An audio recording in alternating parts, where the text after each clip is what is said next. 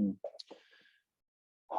오늘 제가 이제 소제목으로 정한 거는 경험 디자이너가 되어야 한다 이렇게 이름을 지었고요. 뒤에 이제 추가적으로 오늘 여러분들한테 주고 싶은 키워드는 경험이라는 키워드, 그다음 큐레이션이라는 키워드, 그다음 이제 제가 진행하는 어떤 이 프로젝트의 흐름이 어떤 건지 한 번 더 설명하는 요런 내용까지만 하고 짧게 하고 마무리 바로 할 거예요. 그리고 이제 각자 소감 짧게 얘기해 보는 시간 아니면 물어볼 거 있으면 물어보는 거 대답하는 시간 하고 마무리하겠습니다. 어, 제가 사실은 셀프 브랜딩이라는 거를 얘기하는 거는 제가 누누이 예전에도 얘기했던 것 같은데 내 개인의 인플루언서나 내가 유명해지기 위해서라는 방향성은 사실은 아니고요. 나에 대한 고민을 해서 뭐 내적인 성장으로는 자아 실현일 수 있을 거고, 외적 성장이라고 한다면 이제 약사에 대한 새로운 어떤 비전이라든지 모습을 제시했으면 좋겠다라는 개념으로 사실 브랜딩을 고민했던 거였어요. 그래서 이 고객 경험의 중요성이라고 말하는 거는 우리가 뭐 좁은 시각으로 약사들만의 사고는 아니고 현재 브랜딩과 마케팅에서 전반적으로 다루어지는 중요 키워드예요. 그래서 2022, 그러니까 올해 재계에서, 그러니까 뭐 되게 유명한 삼성이나 뭐 쌍용이래. 삼성이나 또 대기업이 뭐 있니? 아무튼 그런 큰 대기업들의 재계 키워드 중 하나가 고객 경험이었어요. 그러니까 경험이라고 하는 거, 체험이라고 하는 거. 그래서 여러분들 이번에 삼성도 모바일 사업부 이름도 약간 그 유저 익스피리언스, UX부 뭐 이렇게 바뀌었을 거예요. 그래서 경험이라는 걸 되게 중요시 여긴다. 근데 사실 여기서 얘기하는 경험은 어찌 보면 메타버스라든지 4차원 공간에서의 본인 브랜드들에 대한 경험을 말할 수도 있어요. 근데 우리 약국과 약사의 특징은 뭐냐면 아무래도 대면화되어 있고 그다음에 서비스 자체가 사람과 사람이 계속해서 만나야 되는 일을 하기 때문에 이 경험이라는 키워드 자체가 꼭 4차원 공간이 아닌, 어떻게 보면 대면과 비대면을 모두 아우르는 경험이라는 그 자체 키워드에 좀 집중을 했으면 좋겠다는 생각을 합니다. 여러분들 여기서 하고 싶은 말이 있어요. 약국에서는 지금 약이라는 재화를 제공을 하고, 그다음에 흔히 우리가 복약지도라고 하는 서비스를 줘요. 그러면 서비스랑 경험은 뭐가 다를까라는 생각이 들 수 있는데, 여기도 써 있지만, 경험이라고 하는 거는 참여자의 중심이야. 그러니까 환자 중심으로 생각을 하는 거고, 그다음 서비스라고 하는 건 사실 제공자 중심인 거예요. 약사 중심. 어떤 말이냐면, 서비스라고 하는 거는 단순하게 내가 주고 싶어서 주는 거예요. 그 사람의 생각이나 마음의 뭐 편의 이런 걸 따질 게 아니라 약국이니까 약을 줬고 약국이니까 약에 대한 설명을 해줬고 약국이니까 다른 약국이랑 비교하고 싶어서 좀 더 싸게 약값을 준다거나 친절함을 강조한다거나 프리드링크를 준다거나, 이건 불법이에요. 프리드링크는 어쨌든 하는 데가 있긴 하지만 어쨌든 그러한 부분까지 하는 거는 지극히 제공자 중심으로 난 서비스를 잘하고 있어라고 말하는 거라고 생각한다면, 경험이라고 하는 건 사실 상대의 중심으로 이 사람이 나를 만나고 내 약국과 아니면 나라는 약사를 만남을 통해서 회복과 아니면은 그러니까 치유와 예방의 경험을 하게 되는 거.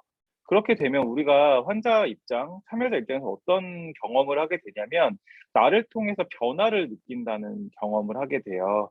그럼 나를 통해서 변화를 느낀다라는 건 뭐냐면, 처음에는 시키는 대로 했는데 진짜 뭐가 되네.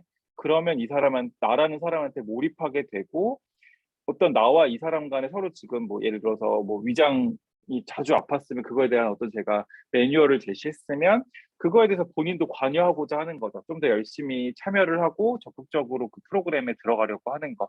그리고 그 안에서 단순히 내가 서비스로 줬을 때는 금액이라고 하는 부분, 어떻게 보면은 돈이라고 하는 부분에서 그저 싼 게 좋아요. 사실 저도 그렇잖아요. 우리도 그렇듯이 사실은 재화라고 하는 건 단순하게 제일 저렴한 게 좋은 건데 경험이라는 게 들어가면은 사실은 금액은 매기기 나름이 돼요. 그렇기 때문에 내가 사실 약국이라는 공간에서 사실 약사님들이 가장 스트레스 받는 포인트가 어떤 거냐면 돈 버는 거예요, 사실 생각보다. 그러니까 저는 사실 그게 참 안타까운 게 우리가 돈을 잘 벌거든요. 근데 돈을 잘 버는데 더 벌지 못함에 대한 스트레스를 받는단 말이에요. 근데 그 더 벌지 못하는 스트레스가 어디서 오냐면 우리가 같은 재화를 팔고 있다라는 거에서 스트레스를 받아요.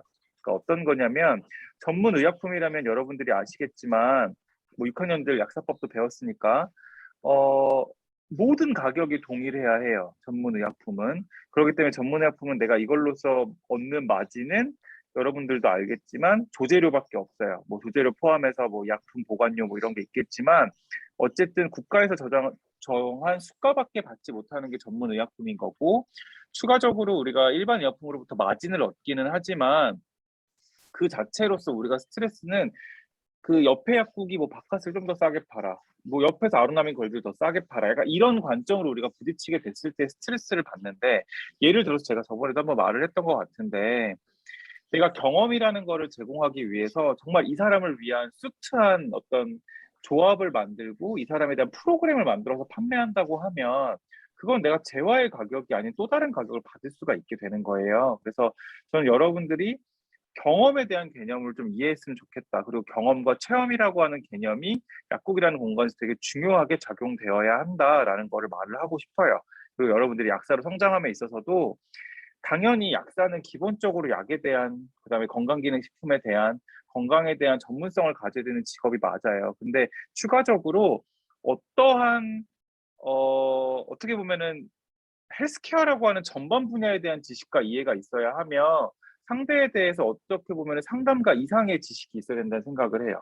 제가 오늘 우연히 그 금쪽 상담소를 보게 됐는데 그 유명한 우리 오은영 박사님 얘기를 들으면서 어떤 생각이 들었냐면 전 저 사람이 무슨 과 전문인지가 궁금한 거예요. 그래서 알아보니까 정신과 전문이시던데 사실 그분은 정신과 전문임에도 불구하고 탁월한 언어 선택력과 탁월한 어떤 상담력을 가지셔가지고 돈을 지금 엄청 벌잖아요. 그 사람이 뭘 파나요? 재화를 팔고? 그렇지 않거든요. 근데 그 사람은 똑같은 다른 정신과 전문의와는 다르게 되게 단어의 힘을 갖고 계세요. 말을 하실 때. 그러니까 그게 어떻게 보면 그 사람의 강점일 수 있죠. 그러니까 여러분들한테 뭐 상담력을 길러라라는 부분은 사실은 뭐 추후에 있어야 될 일인 거고 오늘 브랜딩에 대한 연장선에서 이런 얘기를 하는 이유는 뭐냐면 우리가 여러분들이 엊그저께 우리가 이제 뭐 비면에 대한 얘기도 하고 뭐 어떻게 새롭게 브랜딩을 할 거냐 이런 얘기를 했는데 그런 부분에서 사실 고민해야 되는 부분의 그 끝에는 그러니까 제가 예전에도 그 얘기를 해요. 그러니까 셀프 브랜딩하고 그냥 기본적인 브랜딩하고의 가장 큰 차이는 뭐냐면 관점인데 셀프 브랜딩은 지극히 나에 대해서 집중하는 거예요. 왜냐하면 나에 대한 자아 실현이 우선순위니까. 근데 내 브랜딩이 하나하나씩 생겨서 좀 더 자리를 잡아가는 단계로 가게 되면은 사실은 가장 끝의 방향, 그러니까 브랜드로 성공하기 위해서 가장 끝은 상대를 봐야 해요. 상대가 무엇을 원하고 상대가 어떤 방향성을 가지고 있는지를 파악하는 게 더 중요하게 되고 그거를 내가 달성해 놔야만 성공한 브랜드가 된다. 그렇기 때문에 사실 여러분들한테 이런 경험이라는 키워드를 전달하고 싶은 거예요. 제가 지금 걱정이 돼서 그러는데 말이 좀 빠른가요? 괜찮나요? 괜찮아요? 네. 아니요. 어, 네, 네, 감사합니다. 그래서 이 부분을 여러분들이 경험에 대한 이해, 그러니까 보통 일반적으로 우리가 약국이란 공간에서 파는 걸 재화와 서비스, 그러니까 약국뿐만 아니라 어떤 그러니까 마켓에서 파는 것을 재화와 서비스로 구분을 하는데 경험이란 전혀 다른 거에 대한 개념. 어찌 보면 경험은 판매한다는 개념보다는 같이 공유하고 창조한다는 개념으로 가져가야 돼요. 그러니까 판매자와 소비자가. 그러니까 조금 다른 개념으로 접근을 해야 되는데 이거는 여러분들이 고민을 한다기보다는 실제로 여러분들이 다양한 서비스가 다양한 경험을 하시면 돼요. 그러니까 뭐 색다른 가게를 가본다거나 여러분들의 단골집이 왜 단골집일지 다시 한번 고민해 본다거나 약간 이러한 경험을 통해서 한 번 정도 다시 고민할 수 있는 포인트가 될 거다라고 말씀을 드리고 싶습니다. 전 이 경험에 대한 이 부분을 왜 강조하냐면요. 여러분들이 아무래도 최근 약 배달 이슈에 대해서 아무리 잘 아실 거예요. 약대생 분들도. 그리고 막연한 두려움이 있으실 거고, 그다음에 불안함도 있으실 거예요. 저는, 어, 당연하게 약 배달 이슈에 대한 부분은, 약사로서 굉장히 안타깝지만, 여러분들도 아시겠지만 시대의 흐름을 우리가 함부로 막을 수는 없고요. 그리고 시대의 흐름에서 어, 지금까지의 변화를 봤을 때는 어, 정부는 특정 직능을 위한 발전보다는 대다수의 사람들이 편안한 방향으로 발전을 하기 위해서 보통 방향성을 끌고 가요. 특히나 보건복지부 쪽에 관련된 그 직능들은 결국에 약 배달은 될 거예요. 근데 이제 약 배달이 될 거라고 하는 이 상황에서 그러면 사실 우리들이 어떻게 대응해야 하느냐가 더 중요한 거예요. 그러니까 약사들이 약 배달되면 결국에 그럼 뭐 어떻게 해야 돼? 그럼 우리 약국에서 킥 배달을 보내는 인제 그런 배달 기사들을 둬야 되는 거야?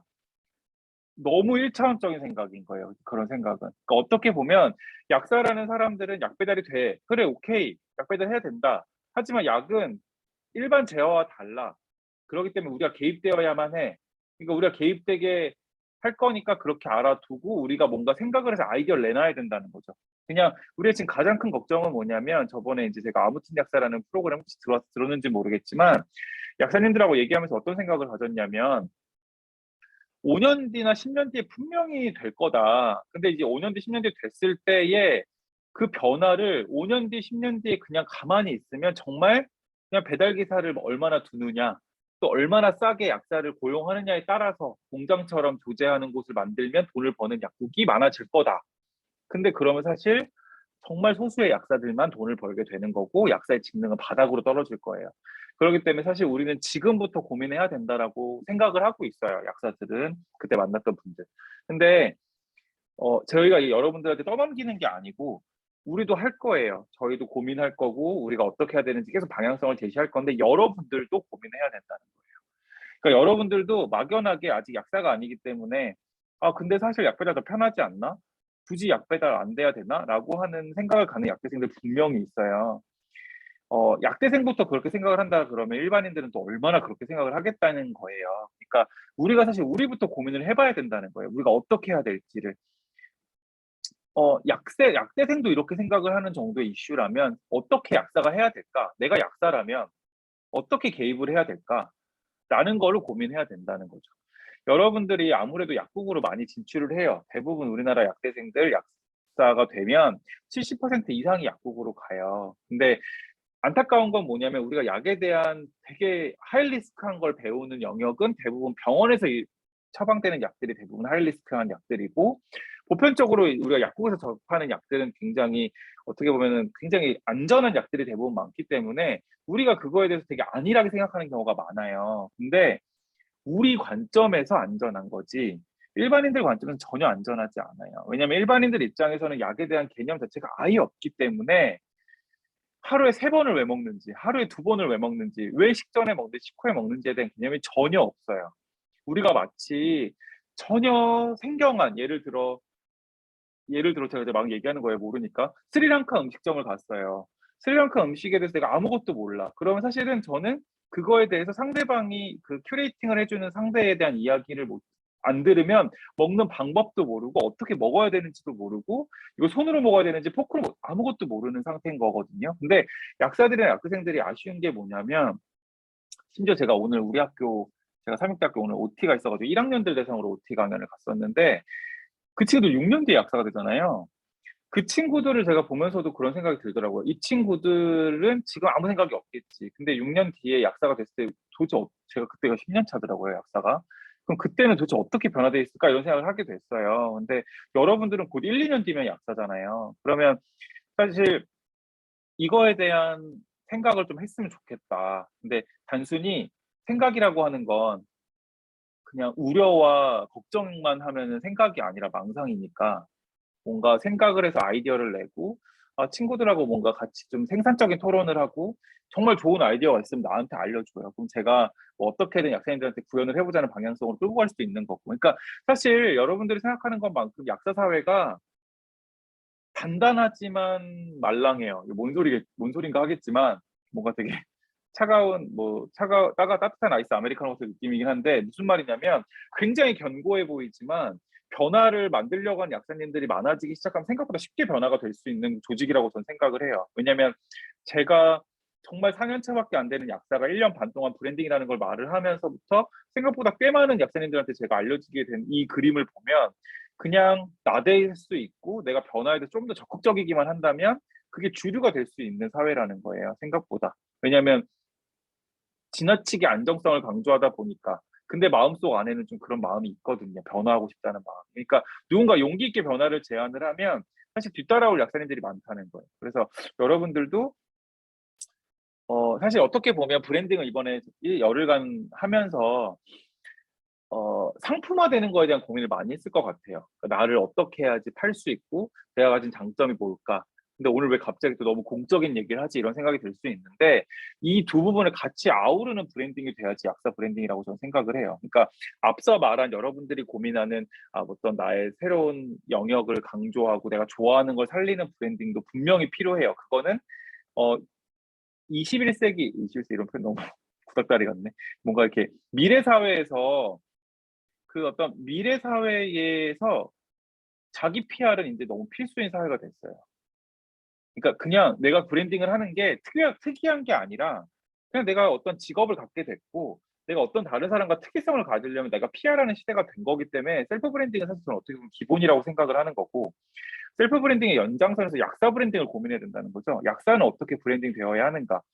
셀프 브랜딩과 약사 브랜딩을 혼돈하지 않았으면 좋겠어요. 제가 늘 말하지만 약사라는 직능은 내가 독점하는 영역이 아니고 공적인 직업인 거고 이거에 하는 영역 역할이 분명하게 있어요. 그렇기 때문에 이 역할에 대한 부분을 꼭 항상 고민하시고 그걸 끌고 가려고 해야 돼요.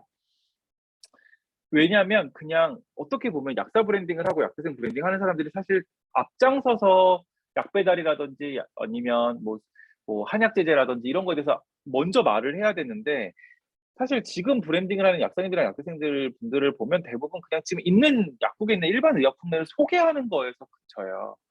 근데 그 소개하려고 하는 약이 점점점 줄고 있다는 거를 알아야 돼요. 시장이 점점점점점 이렇게 우리를 옥죄고 있기 때문에. 그래서 여러분들이 뭐 겁을 주는 거라기보다는 그러니까 좀 더 다양하게 접근을 하려고 해야 된다. 그러니까 옥죄고 있지만 내가 작정하고 덤비면 충분히 내가 가져올 수 있는 시장이다라는 거를 알려주고 싶고요. 약 배달 이슈에서 여기까지 왔는데 약 배달 이슈에서 제가 제일 걱정되는 부분은 뭐냐면 그러니까 편리함이라고 하는 가치가 건강이라든지 의학 시스템에 연관되면 안 된다는 거예요. 그러니까 다른 개념이에요. 여러분들이 마치 이건 뭐냐면 한 번에 낫는 약 주세요. 한 번에 살 빠지는 약 주세요. 이 같은 맥락이거든요. 근데 그런 건 없어요. 그러니까 약이라는 건 여러분들이 공부해보면서 느끼겠지만 약사가 가져야 되는 관점이 약대생 때는 각 약이 어떻게 메커니즘을 갖고 어떻게 상호작용을 갖고 어떠한 뭐 우리가 작용을 가져서 어떻게 치료를 갖는다. 어떻게 보면 대칭적인 역할. 그러니까 이렇게 매칭을 해가지고 공부를 하는 거라면 우리가 이제 여러분들이 약물 치료학 배워봐서 알겠지만 약물 치료학으로 넘어갔을 때는 굉장히 복합적인 관점으로 넘어가게 돼요. 이 사람의 질병 상태를 확인하고 그 질병 상태에 알맞은 약을 초이스하는 상태로 가게 된단 말이에요. 근데 사실은 그 초이스는 약사가 하는 역할이 아니고 의사가 하는 역할이기 때문에 우리가 관여하는 건 조정이겠죠. 근데 그 약물 치료의 그 관점이 되게 중요한 건 뭐냐면 여러분들이 환자를 대할 때 건강이라고 하는 영역은 어 우리가 기계가 아니기 때문에 어떠한 약물을 집어넣는다고 해서 뿅 낫는 게 아니라는 거예요.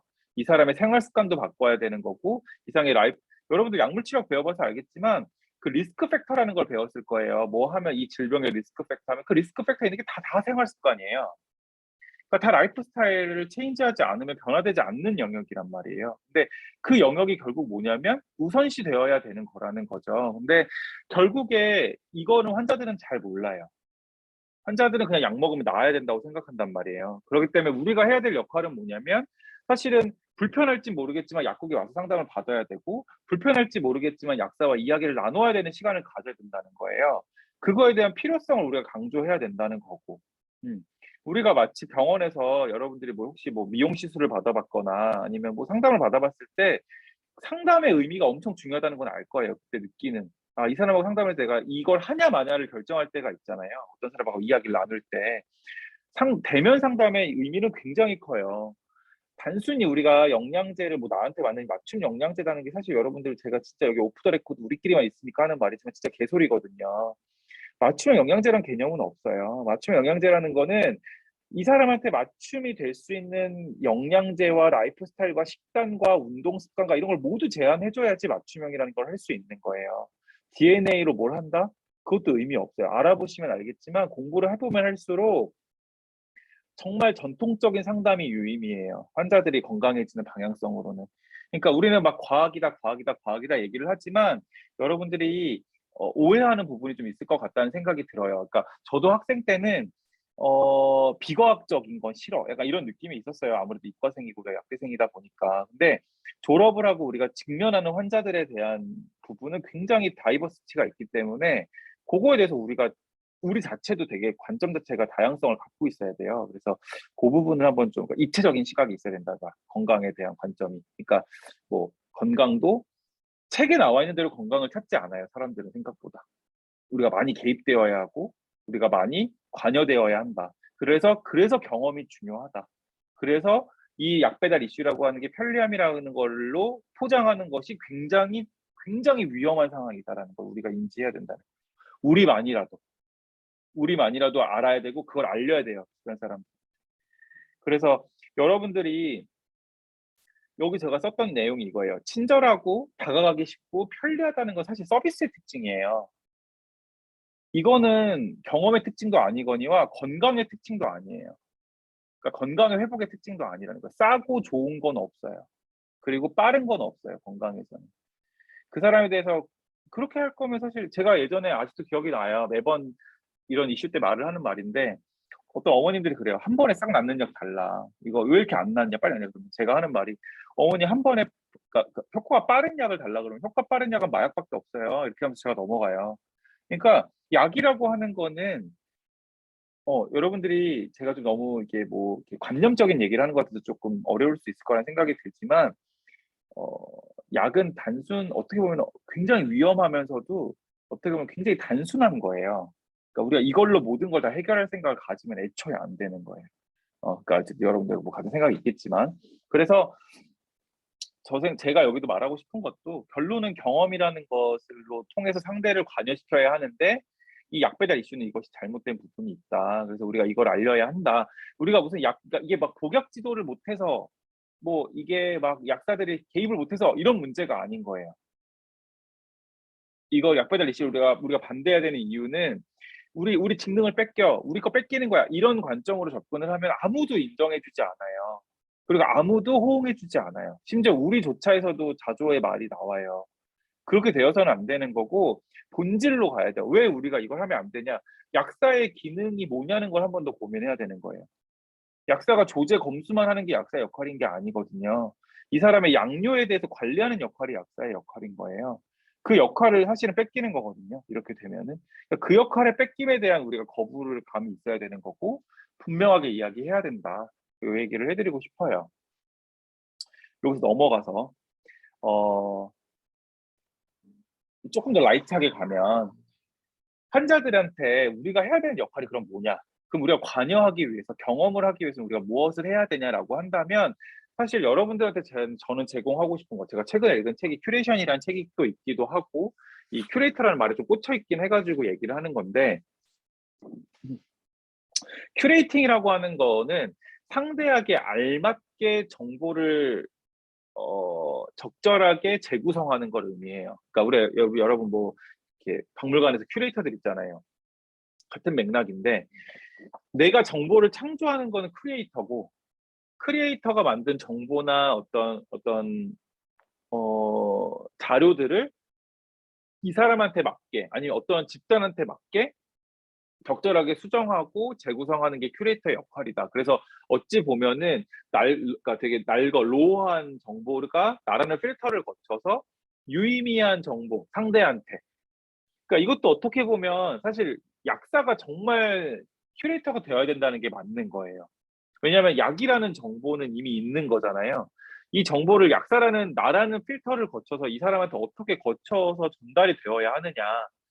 그 약뿐만 아니라 건강이라고 하는 지식과 정보, 아니면 건강기능식품에 대한 지식과 정보, 아니면 헬스케어에 대한 지식과 정보, 모든 것이 나라는 필터를 통해서 상대한테 어떻게 들리게 할 것이냐가 되게 중요하다. 이 말은 즉 뭐냐? 상대에 대한 이해가 굉장히 높아야 하고, 두 번째로는 내가 상대의 언어를 알아야 한다. 되게 중요해요. 상대의 언어를 아는 거.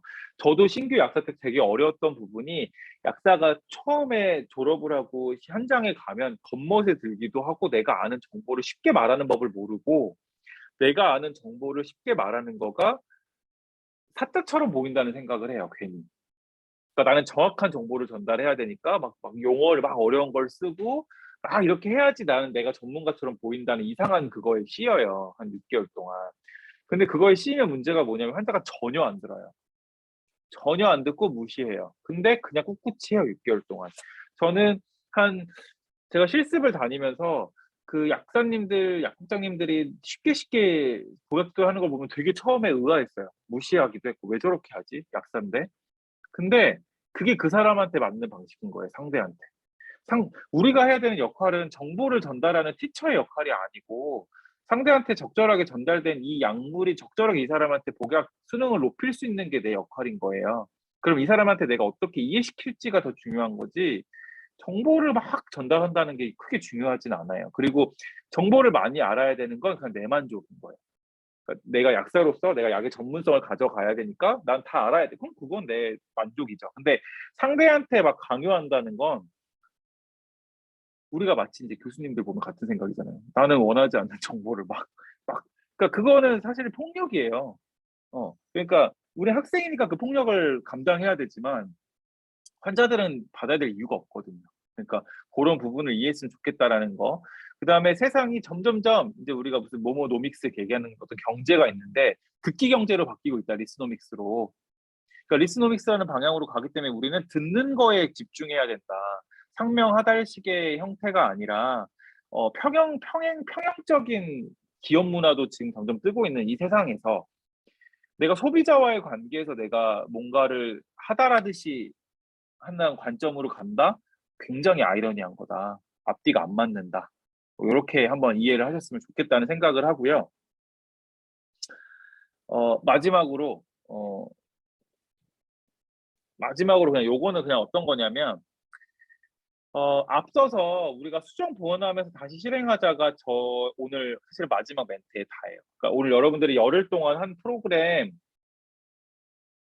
너무 어려웠을 거고 사실 진행하는 거 벅찼을 거라는 생각이 들고 저도 이거를 뭐 인제 약생들 대상으로 5번씩 해 보고 저도 이거를 반복하다 보니까 너무 익숙해 가지고 이거를 숙제를 받아들였을 때 여러분들의 그 충격이라든지 그 어떤 어떻게 보면 아까 말한 그 폭력성이 있는지에 대한 인지가 좀 낮았는데 학생들하고 얘기를 나누면서 좀 뭐 조장님도 그러고 부조장님도 그렇고 '이게 힘들구나. 힘들 수 있겠구나.' 이런 생각을 좀 많이 했고 그래서 여러분들한테 하고 싶은 말은 지금 한 과제를 덮어서 끝내지 말고 그러니까 이건 마치 뭐 종강했으니까 인제 빠이빠이 학점 받았으니까 땡 이렇게 생각하지 마시고 교양 강의를 재수강한다는 생각으로 꼭 다시 여러 번 반복했으면 좋겠어요. 근데 그게 꼭 뭐 여러 번이라는 게 한두 번, 한 번 정도 다시 다음 방학 때 한번 다시 해 보거나 아니면 학기 중에 좀 시간이 남으면 한번 해 본다거나 그냥 고민하는 거. 그러니까 어찌 보면 제가 아까도 말했지만 셀프 브랜딩의 저의 가장 좋다고 생각하는 장점은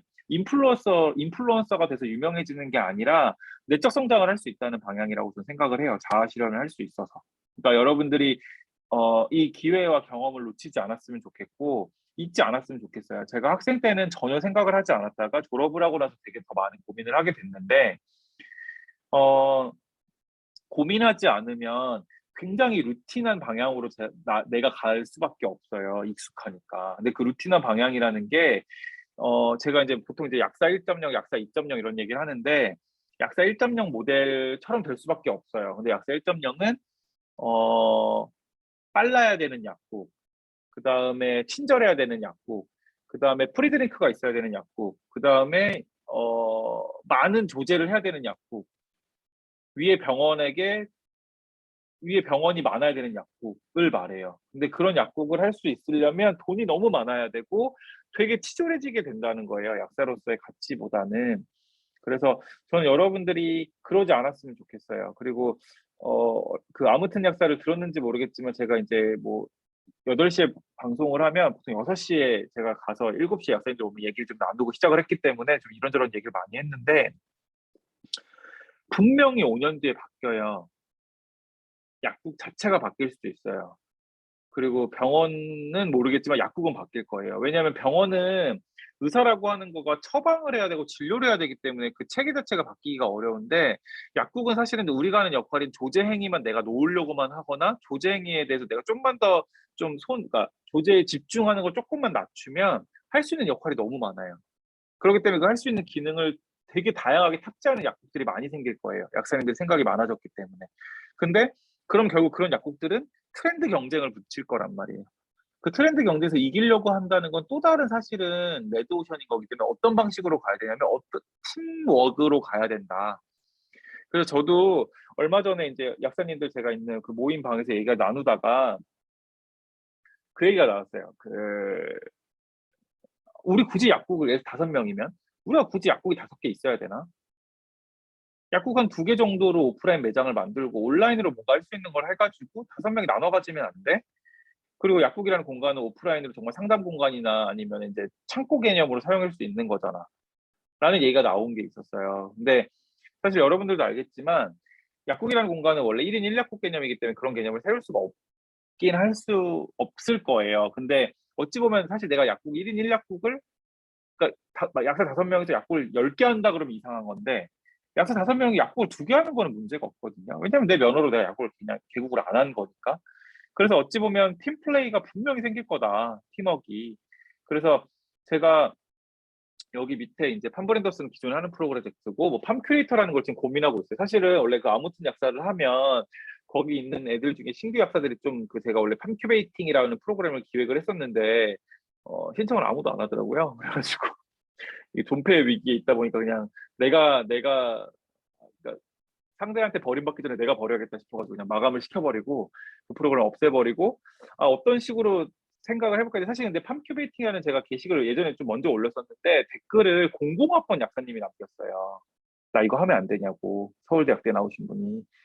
저는 그걸 댓글을 달면서 선배님이 하시면 너무 좋은데 어 이게 신규 약사 대상이다 보니까 이런 얘기가 나오다가 약사들이 초심을 찾고 싶어 한다는 느낌을 좀 제가 많이 받았어요. 그래서 우리가 얘기하는 이런 이야기들 그러니까 큐레이팅의 가치, 경험의 가치, 약사가 어떤 방향으로 가야 되는지에 대해서 좀 같이 토론해 보자 약사끼리.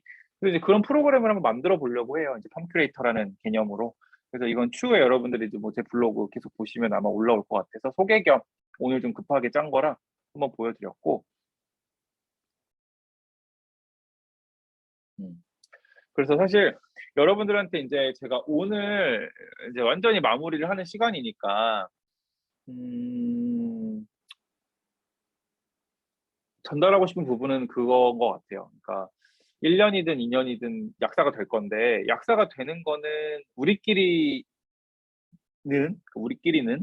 큰 의미가 없어요.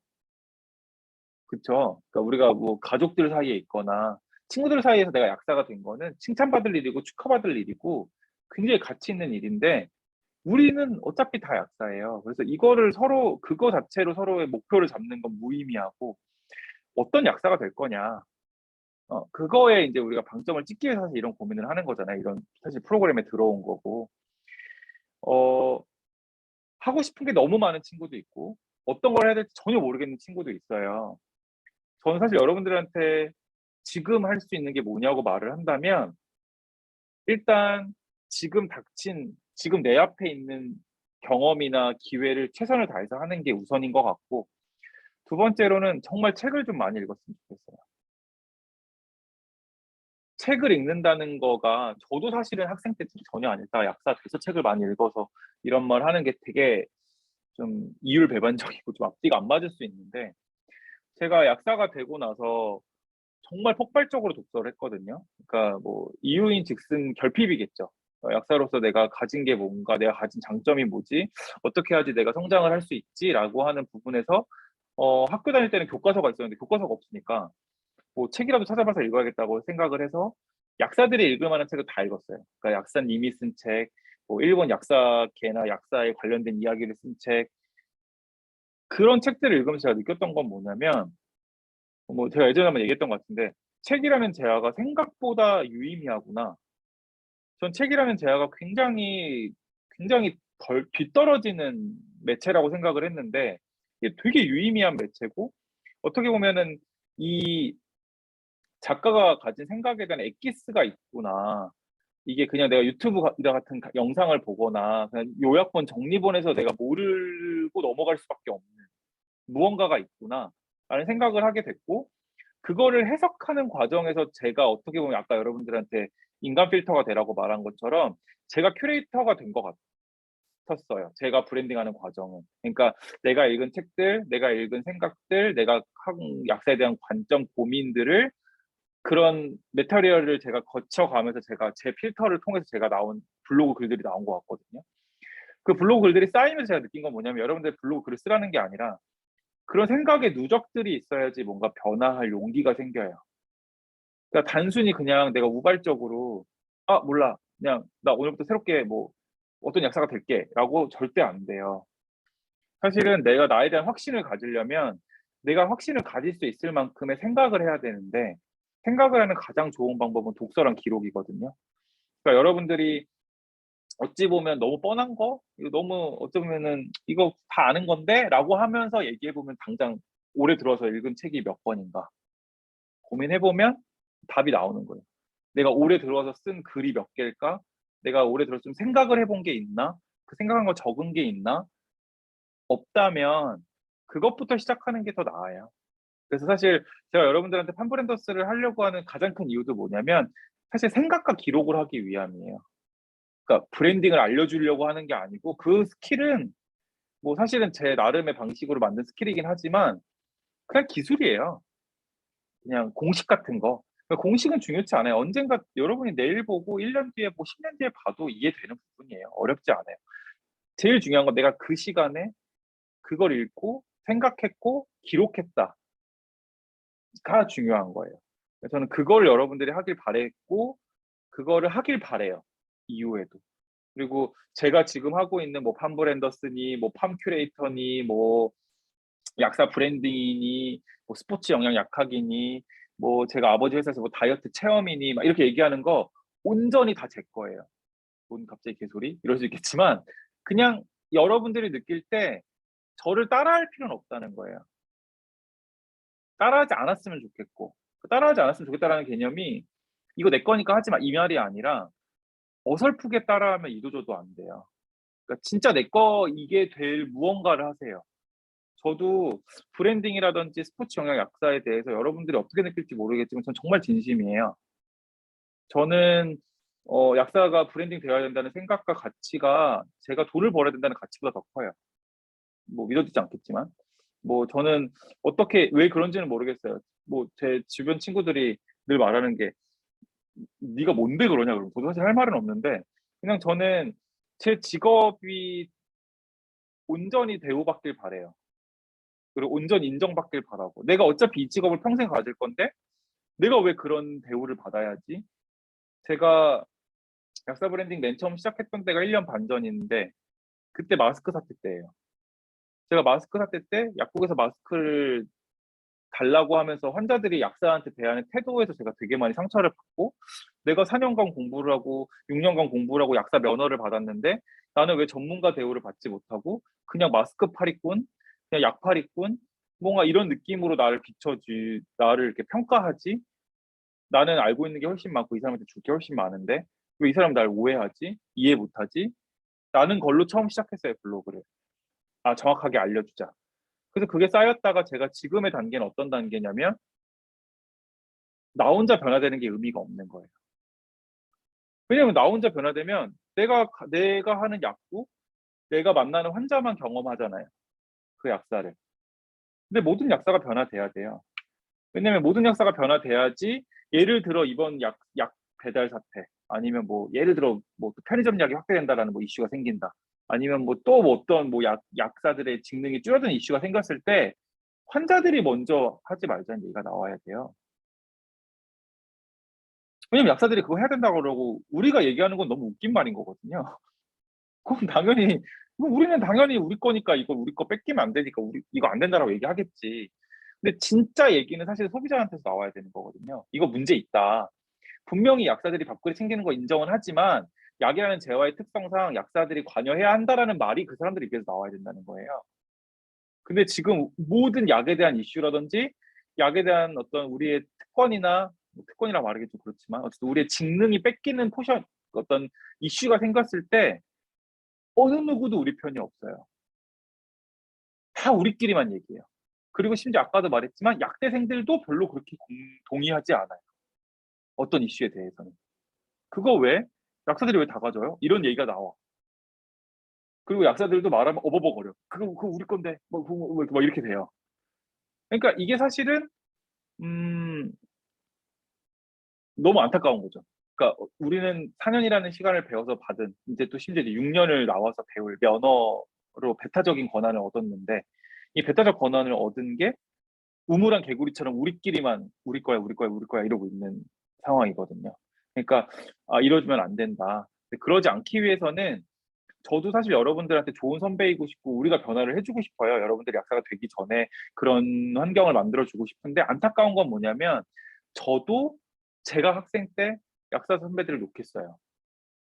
왜 이렇게 안 하냐? 왜 우리가 이렇게 해야 되냐? 근데 생각보다 변화하기가 어려운 곳이에요. 사회는.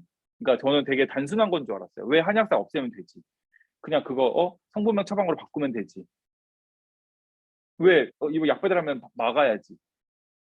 쉽지 않은 일이거든요. 이게 그러니까 사회에서 약사들끼리 똘똘 뭉쳐도 문제 해결이 될까 말까 한데 이것도 어렵고 두 번째로 다른 데서 절대 인정을 안 해줘요.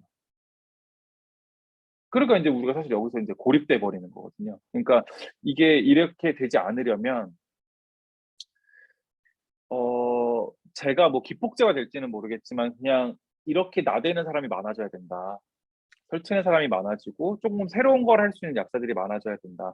제가 사실 이번에 이면정 약사님이라고 이번에 아무튼 약사 이틀차 보셨는 분들은 봤을 것 같은데 메디버디 대표신 약사님이랑 얘기를 나누면서 제가 좀 생각이 많아졌던 부분이 뭐였냐면 저는 그냥 약사의 버라이어티함이 되게 많이 나왔으면 좋겠다는 생각을 많이 했어요. 그래서 뭐 화장품이니 뭐 다이어트니 뭐 한약재재니 동물약이니 뭐 이런 것처럼 좀 다양한 부분에 좀 개인의 캐릭터를 좀 만들어 가면서 좀 우리가 좀 그걸 뭐 건강기능식품이라든지 뭐 이런 걸로 좀 해서 좀 우리가 좀 포진을 넓혀야 된다 이렇게 생각을 했었는데 어 그것도 필요하지만 사실은 본질적으로 약사의 기본적 기능이 인정돼야 되는 게 우선인 게 맞더라고요. 그러니까 어떻게 보면은 뭐 수가 얘기 들으셨는지 모르겠지만 수가가 되는 영역이 되게 다양해야 한다. 그리고 수가가 돼야 되는 부분이 인정되어야 한다. 예를 들어서 우리가 뭐 다제약물 치료라든지 재택 치료라든지 아니면 이번에 사실 팍스로비드 그거 한 것도 여러분들 아실지 모르겠는데 의사들 백신 놓으면 있잖아. 그 2, 3만 원씩 받아요. 그냥 놓는 것만으로도 수가를. 근데 우리 그거 하잖아요. 뭐 우리 뭐 그 자가진단 키트 이런 거 하잖아요. 진짜 1,000원, 2,000원 남아요. 그러니까 이게 사실은 되게 이상한 거예요. 우리가 재택치료, 그러니까 우리 우스갯소리로 약사들끼리 엊그저께 무슨 얘기를 했냐면, 우리가 갈게 배달을 대신 수가 10만 원 달라. 우리가 가서 택치료 할게. 왜 우리 역할이니까. 약사가 가서 해야지 당연히 약인데 그 수가를 인정을 해줘라 그러면. 그래야지 우리가 가지. 우리가 왜 봉사를 해야 되는 건 아니거든요, 사실은. 그러니까 우리가 공적인 역할을 갖고 있는 거랑 그거를 우리가 무조건 해야 되는 거랑 좀 달라요. 우리는 어쨌든 전문인이자 어떻게 보면 자영업자이기 때문에 우리가 보장받아야 되는 부분이 있어야 되는 거거든요. 의사들은 그건 충분히 받아내고 있고. 그러니까 제가 이제 그때 이명재 약사님하고 그런 얘기를 좀 하면서 아 내가 너무 그러니까 사실은 이게 되게 어려운 부분이거든요. 이걸 확대하는 게 수가 부분을 확대하는 거. 내가 너무 좀 쉬운 부분만 고민을 했구나라는 생각을 좀 많이 하게 됐어요. 그래서 이제 다음 주 월요일 날 그 했던 약사님들이랑 멘토분들 모여서 이제 그거 하기로 했거든요. 회식하기로. 그때 좀 얘기를 더 해보고 싶어요. 그런 얘기를. 그래서 오늘 여러분들한테도 그냥 그런 얘기에 좀 뭐라 그럴까 조미료 같은 얘기 좀 드리고 일단 뭐 오늘 여기 할 얘기는 전 여기까지 하면 다 한 거고요.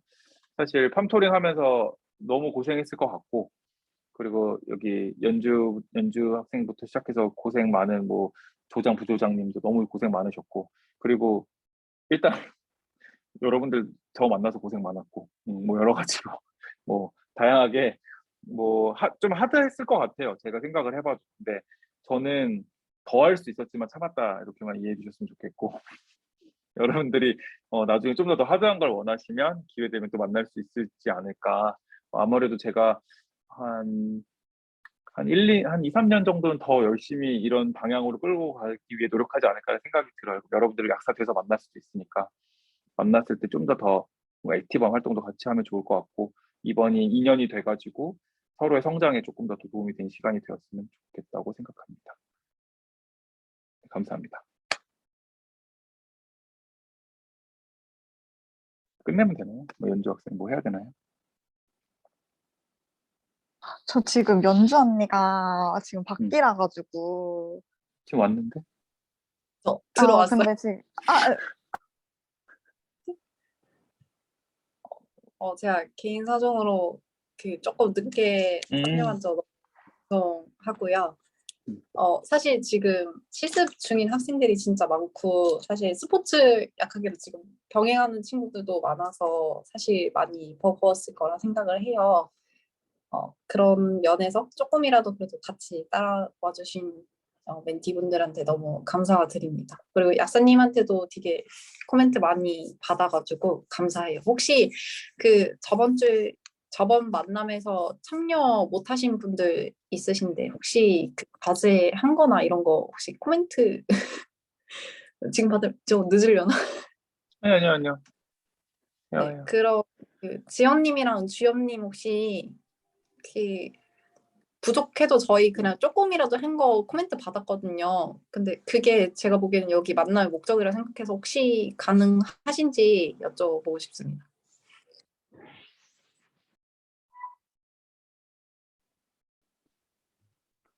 제가 지금 방금 전에 집에 들어와가지고, 음. 들리나요? 들리시나요? 네. 네네네. 그럼 혹시 저 아무 전에 주연님, 집에 들어와서, 네, 못할 것 같아요. 죄송합니다. 주연님은 가능하신가요? 저 지금 밖에서 이게 일 막 끝나고 듣고 있어가지고 저도 좀 어려울 것 같네요. 일단 지연님은 네. 제가 기억이 나는 게 그 생스지 한 거랑 해가지고 연관해가지고 하는 연결성 갖고 계속 갔으면 좋겠어요. 저는 생스지는 사실 저도 이번에 정말 여러분들이 웃기게 생각할 수 있겠지만 저도 생스지를 3월에 볼 예정이라 이제 참 그 부분이 참 되게 국가 자격증이기 때문에 스포츠 쪽이라든지 생활 스포츠 쪽은 되게 이제 약사들이 관여할 수 있는 게 많아질 거고 저번에도 말을 했지만 약사들이 전문성을 가져가면 그 헬스케어 쪽에서는 무조건 우위를 점해요. 이미지가 워낙 좋아서. 그건 되게 우리한테 운이 좋은 거예요. 그냥. 그러니까 다른 직능에 비해서 이미지가 좋다.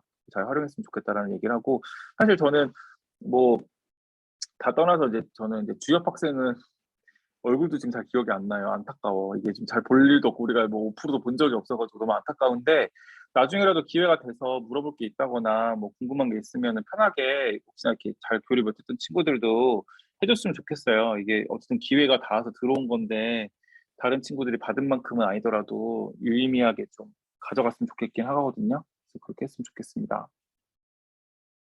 끝인가요? 네, 저희 콘토링은 여기서 마무리하고요. 일단은 이번 주 토요일 날 PPT 발표 있는 거 다들 아시죠? 거기서 제가 역할 배분해 드렸는데 그 부분 금요일까지 제작하시는 파트 분들 꼭 마무리해 주셨으면 좋겠고 제가 보기에 많이 아쉬운 분들도 많을 것 같아요. 사실 실습 병행하는 게 저도 느꼈지만 힘들 것 같거든요. 그래서 제가 어떻게든 약사님이랑 뒷풀이 만들어 보겠습니다. 아마 디풀이 만들면 그때 좀 풀리겠죠. 지금은 6인 10시인데 뭐 한 10인 10시까지만 풀리면 뭐 자리는 네네. 만들 수 있으니까. 오프라인 만남 때 제가 주선했던 것처럼 그냥 가볍게 만나는 뒷풀이 제가 주선해 보겠습니다. 여러분 다들 고생하셨습니다. 네, 사진 찍어야 오늘 되나요? 네? 사진 찍나요? 뭐 또 저번처럼 네. 찍어야 되지 않아요? 팀장님 저 사진 조금 부탁드릴게요. 오늘 귀여운 옷 입고 왔는데. 너무 귀여우시네요. 네, 감사합니다. 파장합니다. 혜림님.